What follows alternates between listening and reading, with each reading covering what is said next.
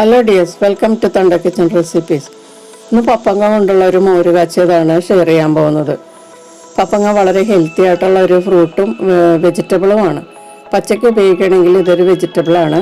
പച്ചപ്പപ്പായ കൊണ്ട് ഇതുപോലെ ഒരു മോര് കാച്ചിയത് അല്ലെങ്കിൽ പുളിശ്ശേരി ഉണ്ടാക്കിയാൽ കാണുമ്പോൾ തന്നെ വിശപ്പ് തോന്നും, ചോറുണ്ണാൻ തോന്നും. അപ്പോൾ ഇതെങ്ങനെയാണ് ഉണ്ടാക്കുന്നതെന്ന് നോക്കാം.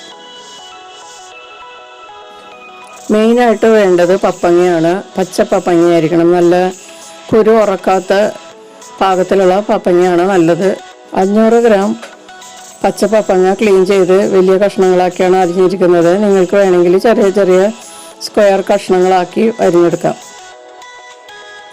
മോര് കാച്ചാനുള്ള ഒരു ബൗളിലേക്ക് ഈ കഷ്ണങ്ങളാക്കിയ പപ്പങ്ങ ചേർത്ത് കൊടുക്കാം.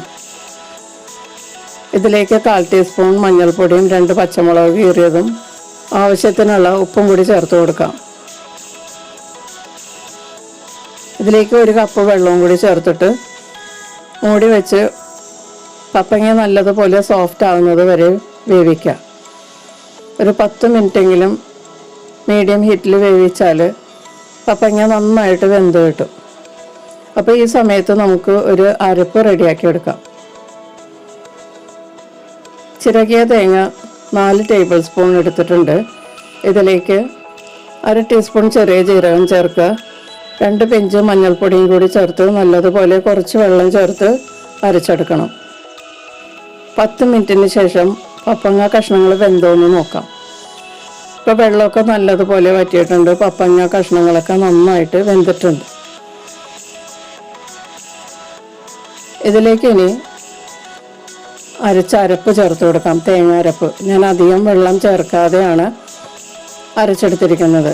ആവശ്യത്തിനുള്ള വെള്ളവും കൂടി ചേർത്തിട്ട് നല്ലതുപോലെ മിക്സ് ചെയ്ത് അരപ്പൊക്കെ നന്നായിട്ട് തിളച്ച് കഷ്ണങ്ങളിൽ പിടിക്കുന്നത് വരെ തുറന്ന് വെച്ച് കുക്ക് ചെയ്യാം. ഈ സമയത്ത് നമുക്ക് തൈരൊന്ന് ഉടച്ചെടുക്കാം.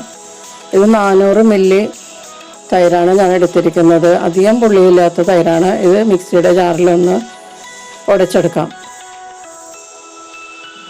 തേങ്ങാരപ്പ് ചേർത്തതിന് ശേഷം നല്ലതുപോലെ തിളച്ച് തുടങ്ങിയിട്ടുണ്ട്. അരപ്പ് നന്നായിട്ട് കുറുകി കഷ്ണങ്ങളിലൊക്കെ പിടിച്ച പാകമായിട്ടുണ്ട്. ഇനി ഇതിലേക്ക് തൈര് ഉടച്ചത് നമുക്ക് ചേർത്ത് കൊടുക്കാം.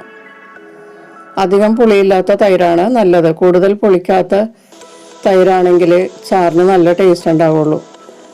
ഇത് ചേർത്തതിന് ശേഷം ഒന്ന് നല്ലതുപോലെ മിക്സ് ചെയ്ത് കൊടുക്കാം. ഇതൊന്ന് ചൂടായി വന്ന സമയം കൊണ്ട് നമുക്ക് കാച്ചി ഇടാനുള്ളത് റെഡിയാക്കാം.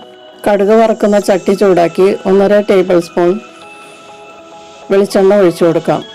എണ്ണ നല്ലതുപോലെ ചൂടായി കഴിയുമ്പോൾ 1 ടീസ്പൂൺ കടുകും 1/4 ടീസ്പൂൺ ഉലുവയും കൂടി ചേർത്ത് നല്ലതുപോലെ പൊട്ടിച്ചെടുക്കുക. നല്ലതുപോലെ പൊട്ടിക്കഴിയുമ്പോൾ ഇതിലേക്ക് 3 വറ്റൽമുളക് മുറിച്ച് ഇതിലേക്ക് ചേർക്കാം. കുറച്ച് വേപ്പിലയും കൂടി ചേർത്ത് കൊടുക്കാം. തുടരെ ഇളക്കി കൊടുത്ത് നന്നായിട്ട് ചൂടായി കഴിയുമ്പോൾ അടുപ്പിൽ നിന്ന് മാറ്റി വയ്ക്കാം. മുളക് കരിഞ്ഞു പോകാതെ നോക്കണം. ഇപ്പോൾ നമ്മുടെ വറവ് റെഡി ആയിട്ടുണ്ട്. നമുക്കിത് സ്റ്റവിൽ നിന്ന് മാറ്റി വയ്ക്കാം.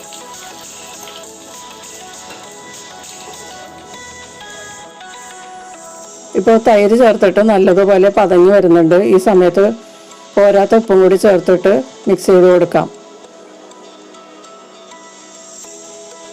ഇനി സ്റ്റവ് ഓഫ് ചെയ്യാം. തിളക്കാതെ നോക്കണം. നല്ലതുപോലെ പതഞ്ഞു വരുന്ന സമയത്ത് സ്റ്റവ് ഓഫ് ചെയ്യാം. ഇനി ഇതിലേക്ക് വറുത്ത് വെച്ചിരിക്കുന്ന വറവ് ചേർത്ത് കൊടുക്കാം.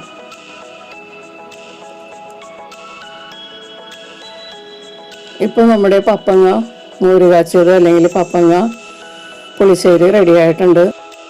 വളരെ ഹെൽത്തിയും സ്വാദിഷ്ടവുമായിട്ടുള്ള ഒരു ഒഴിച്ചുകറിയാണിത്.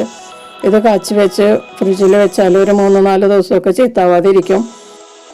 നോയമ്പ് കാലത്ത് ഇതുപോലെ ഒരു ഒഴിച്ചുകറി ഉണ്ടെങ്കിൽ വളരെ നല്ലതാണ്. അപ്പോൾ എല്ലാവരും ഒന്ന് ട്രൈ ചെയ്ത് നോക്കുക. നമുക്ക് മറ്റൊരു റെസിപ്പിയുമായിട്ട് വീണ്ടും കാണാം. Thank you.